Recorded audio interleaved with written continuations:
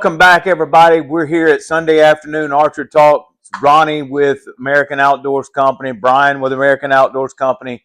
And today, Ronnie, what we're going to be talking about? We're talking about arrows and how to pick them. How to pick them. All right. So, look, stay tuned. We'll be right back, and we're going to delve into how to choose your arrows. Brian with American Outdoors Company.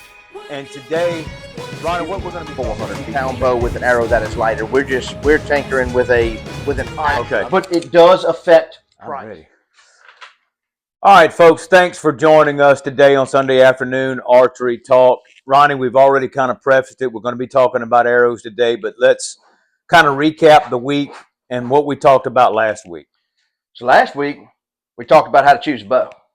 Exactly. And, you know, we focused on a lot about budget, how to fit within the budget. If it fits within your budget and you've shot a bunch and you found a bow that fits you, that's kind of with today's bows. Then buy it, right? Yeah, and buy it. Get it, right? There's no wrong answer with any of this stuff. And that's the importance of having these videos, is to teach folks that the importance is to get into the sport, not to worry about what other people think about what you have. Not having to spend $2,000. That's right. Because you don't, unless you want to. And when we're talking about $2,000, $3,000, I mean, look, there's some ready to hunt bows out there that are $600, $700, $800, $900. That if somebody, look, that's all I've got. Yeah, that's right. Look, hey, and then there's some bows out there that are undressed for $2,000. Correct. So, and perfect example. And we're going to get into the bows, and the arrows. I'm going to let you talk about that. But perfect example, we had someone come into the store this week that his budget was whatever he wanted to spend, right? He really didn't have a full-on budget. Yeah, I can't afford. I can't afford a $2,000 bow, and he tried it, and he was like, "Man, I really like this, but I'm going to hunt a week and a half or 2 weeks every year." So we helped him make that decision on a justifiable kind of manner, instead of, hey, this is my budget kind of manner. Correct. You know, and we talked about that a little bit last week as well. We talked about, you know, can you justify spending this amount of money on a bow that you're going to hunt a week or two out of the year with, instead of guys like myself who all I do is bow hunt. I haven't picked up a rifle in 18 years. Correct. So now someone's got a bow. They purchased a new one, or they're coming in for new arrows, or they're trying to expand the sport, or whatever. But we've had, and thank you, by the way, for everybody that's watching the video, and it came in this week, but we've had a lot of people, you know, a lot of people don't buy, and Luke's back there tearing up a bag or something, but so you may hear him, but that's fine. But he's our mascot. He's getting ready. I think he's going to lay down. But anyway. It was just funny. I couldn't laugh. Some people, they don't come in and buy a new bow every year. They're going to come in and up their arrows, or they're buying a bow. Once they kind of settle upon the bow, the next question that we had probably 100 times this week is, what arrows do you suggest? And that's almost like buying a bow, right? No, it's worse. It's worse. All right, it's worse, and I'm going to tell you why it's worse, because there's so many, and here's the I'm going to call it an issue, and maybe it's not an issue, but there's so much influence out there via social media platforms that, you know, everybody says you have to shoot this to be able to do this, and it's not true. Right? Correct. So 100%. So kind of my thing today with this tech tip, let's call it a tech tip, is, you know, when you're buying an arrow, none of it matters. The brand, the straightness, because 9 out of 10 times, he wants to play. Hey, you're going to have to wait. You're going to give us a few minutes, buddy. Here's the thing. We can edit this part out. Yeah.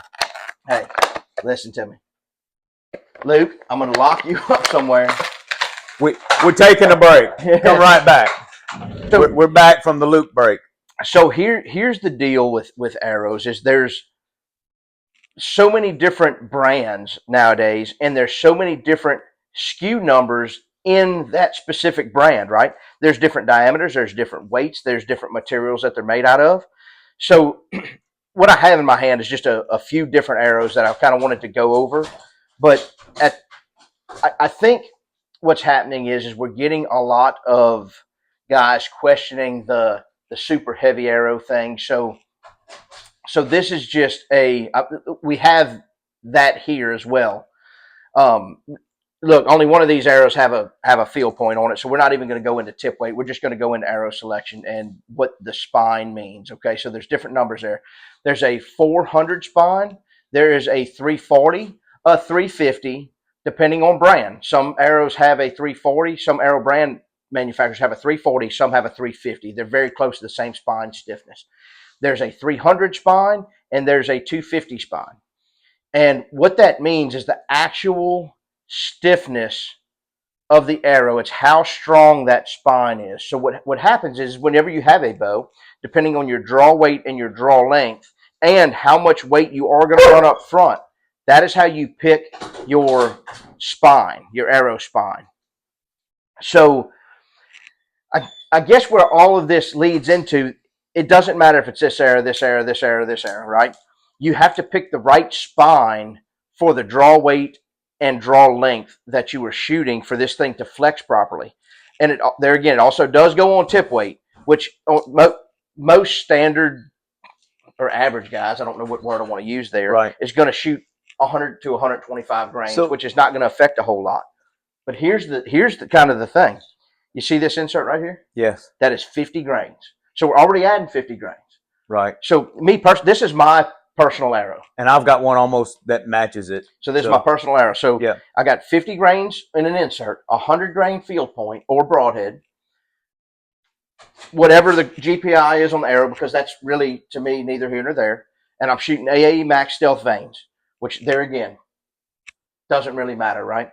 So my arrow weighs 430 grains, and I think an arrow anywhere from 400, let's even say 380 on a 70-pound bow, 380 grains to 480 grains is probably a very good, a good scale, I would say, right, to have on an arrow. I think whenever you get heavier than that, you start giving up a whole lot of speed, and when you get lighter than that, you're giving up some energy.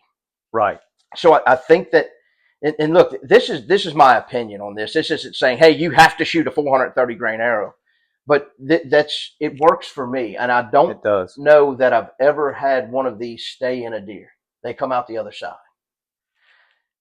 But guess what? I've shot these too and done the same thing. And I've shot these too and I've done the same thing. Right. So let's talk about. Let me hold these. So 30. Let's say 28 years ago when I started, 30 years ago when I started bow hunting, and I walked into an archery shop for the first time. There was aluminum arrows, and this is back when Easton was just starting. Easton XX75. Easton XX75, and basically 2213. They would say, okay, how much are you pulling? They'd pull it, and they'd say, well, you probably need this one. And you had a 6-inch overdraw. 6-inch overdraw. So the arrow was shorter, so it was actually stiffer. So it was stiffer, and you had a couple of different choices. Right now, I mean, we're holding 4 different types and all of that. But listen, and look, and that's 4 different types out of 10,000 different types. Correct. But here's the thing, and I want people to leave from here, or at least with this video. There really is no, because I'm shooting basically your same setup, right? A 431, it's the RIP TKOs, doesn't matter.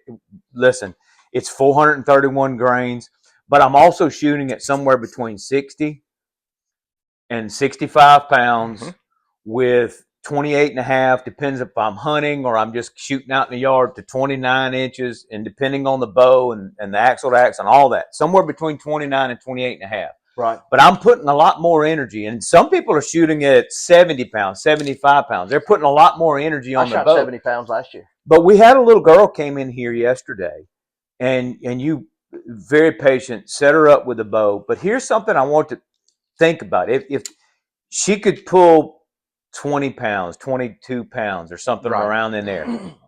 Now, she wasn't going hunting. She was going target. That's right. And just learn. But let's just say that she's getting into hunting.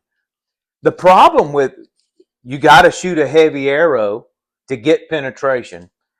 I think more importantly is having the arrow that matches your setup. 100%. Because if you have somebody that's pulling, I think most regulations in most states it's 30 to 35 pounds or somewhere around in there that you've got That's a right. I think minimum that you Louisiana's got 30. 30 that you've got to use. So, but you take somebody that's shooting 30 pounds, and even though this is not considered a heavy arrow, people are not consider this is average That's right. 430. That's right. But you take this same 430 grain arrow and you put it in little Cali yesterday that's pulling 20, let's say hunting weight, 30 Right. pounds, and try to shoot that. It's hardly going to stick in the target back there. Believe it'll stick in. You're right, but the velocity has gone down so much. And look, the arrow that we even set her up with wasn't a super light arrow. Right. It was an inexpensive arrow for Right. her to get started with. Right. You know. So you kind of got to match her, number one, capabilities, but number two, her setup to something that matches that bow, that it's going to shoot it at enough velocity to where, but also understanding that, let's just say your lighter poundage hunters, maybe they need to really get that woodsmanship down to where they can get within 15 to 20 yards of something. Talk about a recurve hunter. A recurve hunter that's 40 pounds. So 40, even a 60-pound recurve. You're not. Your velocity is not what you're not shooting 30 yards. Somebody might. Yeah. I'm not shooting 30 yards. Right. Okay. Right. Let's go there with it. So let's talk about John Doe's walking in. Mm-hmm.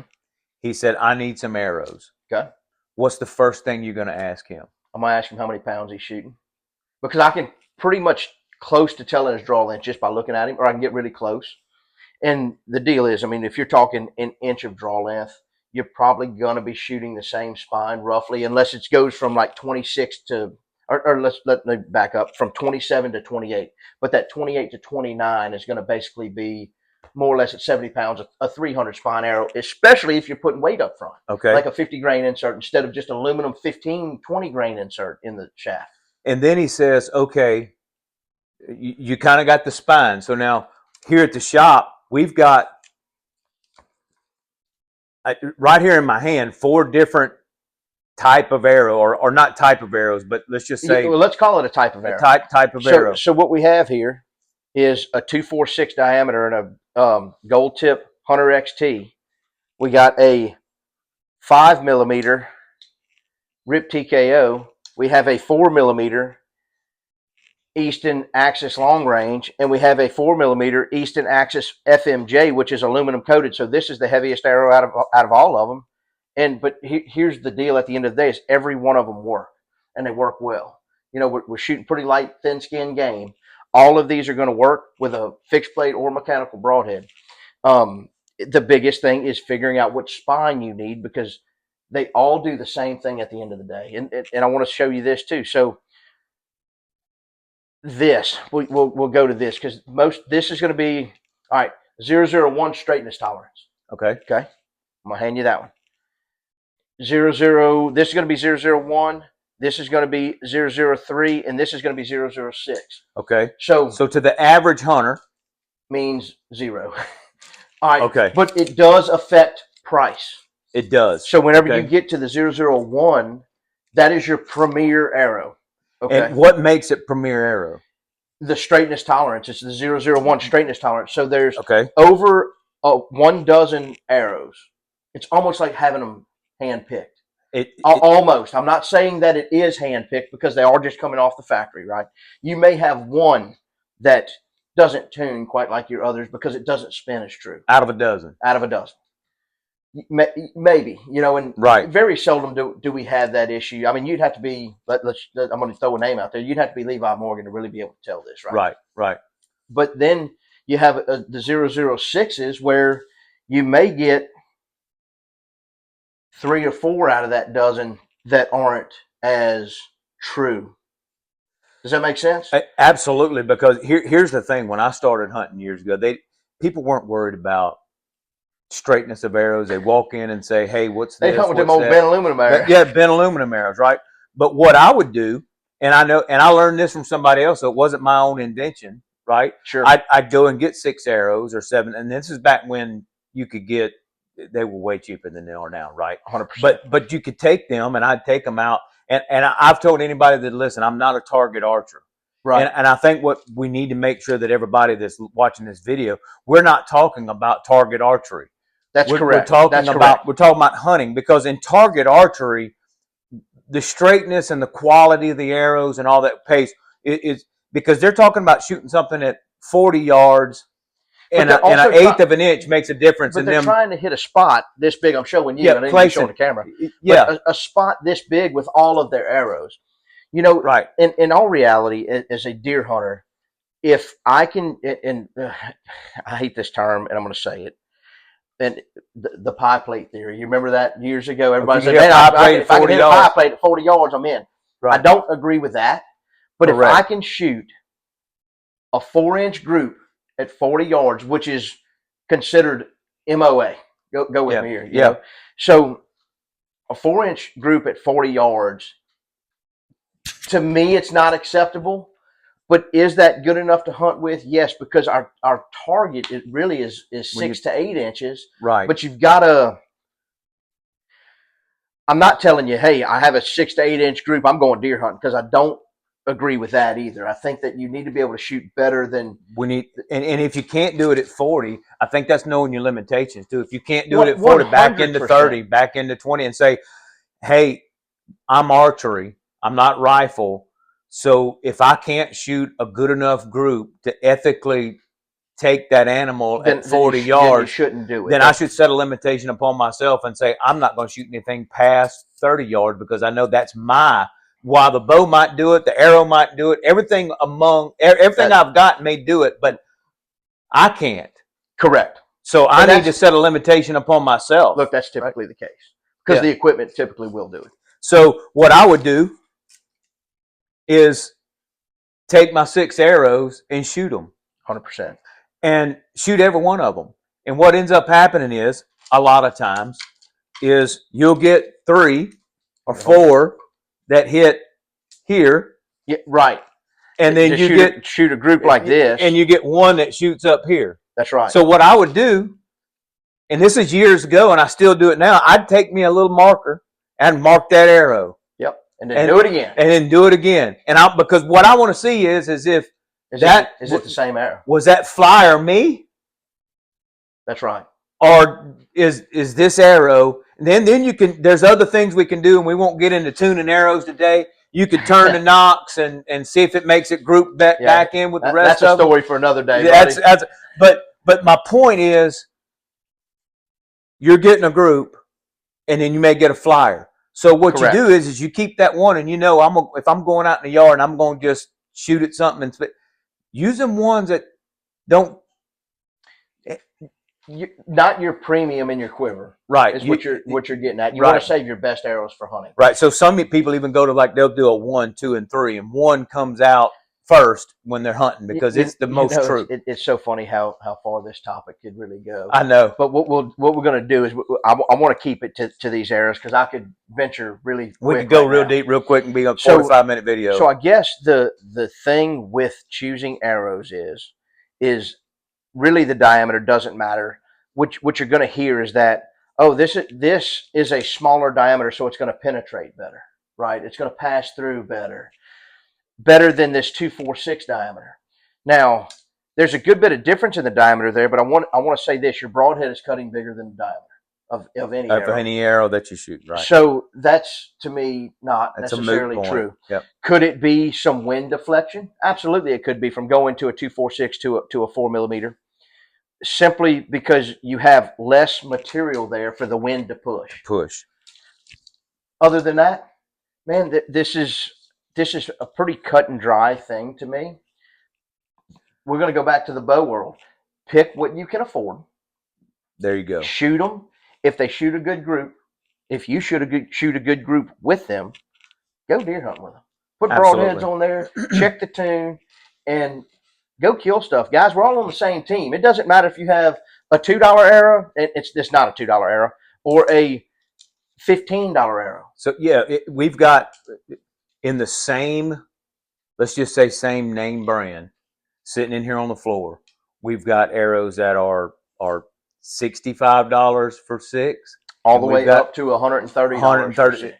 And so what I wanted to leave here today with is if a, let's just say, and I don't know, so don't take anything into this. This arrow, What is that supposed to mean? this arrow is $65, and I don't know if it is or not. That's what I'm saying. It's $79 for okay, 6. all right. So This arrow is 130. right. The average hunter, let's just say they're spined exactly the same. Yep. This is $79 and this is $130, spined exactly the same. Mm-hmm. Is a hunter that comes in and can't afford 130, but he can afford a 70. Buy that 70 and go deer hunt. Is he going to know the difference? Not right now. Could he? Potentially, but do I really think so? No, I don't think that I would know the difference.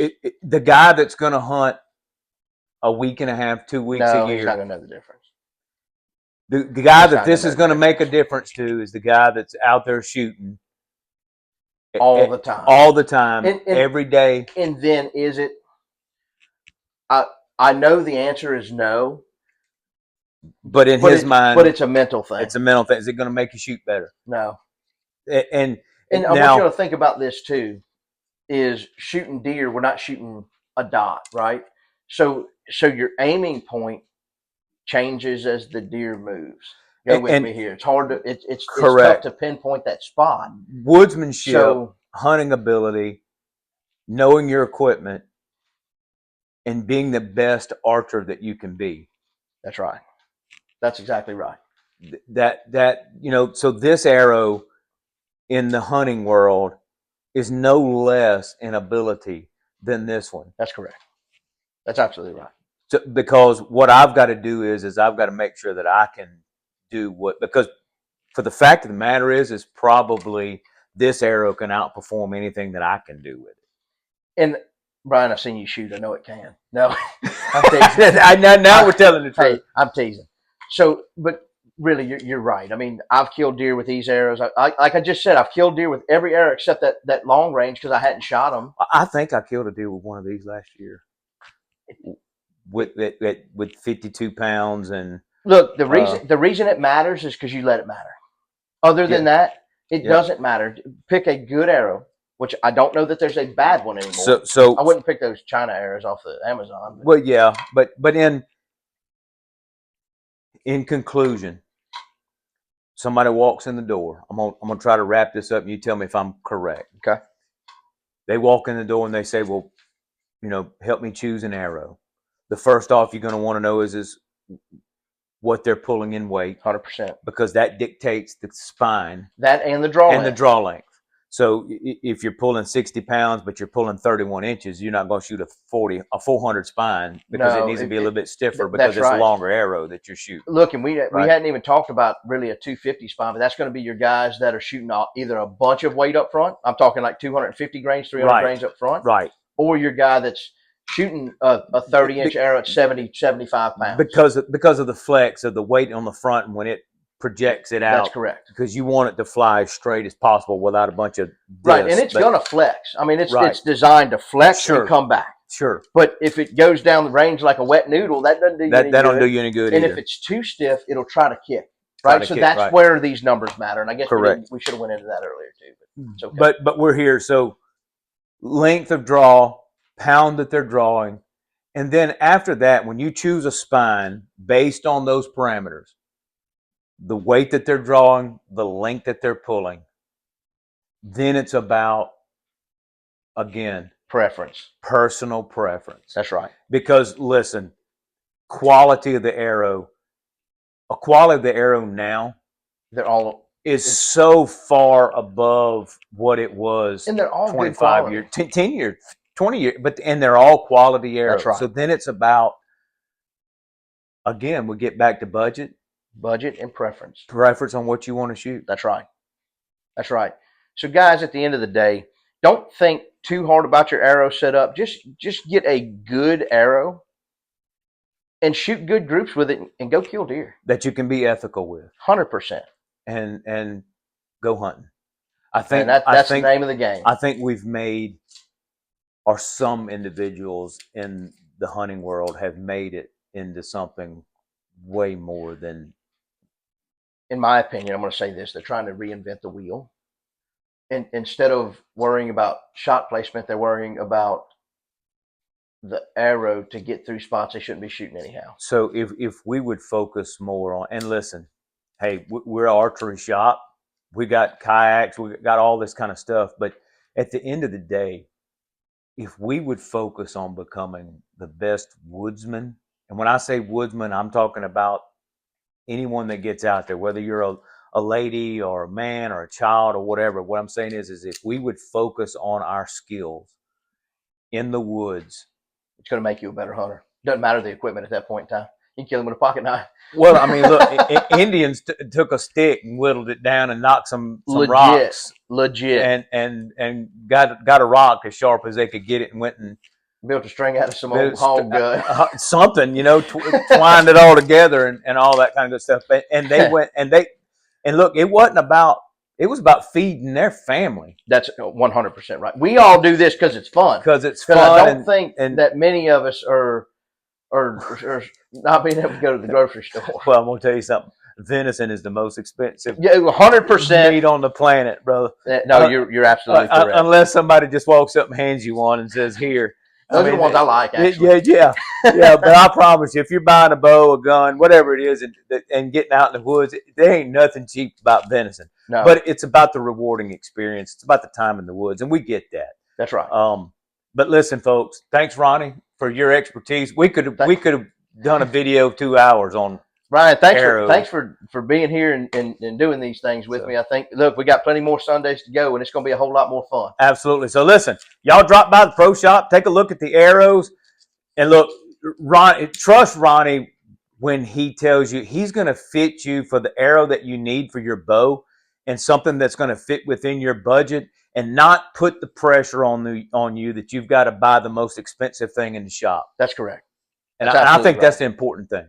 That's right. Hey, thanks, Ronnie. Appreciate it. Hey, we'll see y'all next Sunday. Thanks, guys.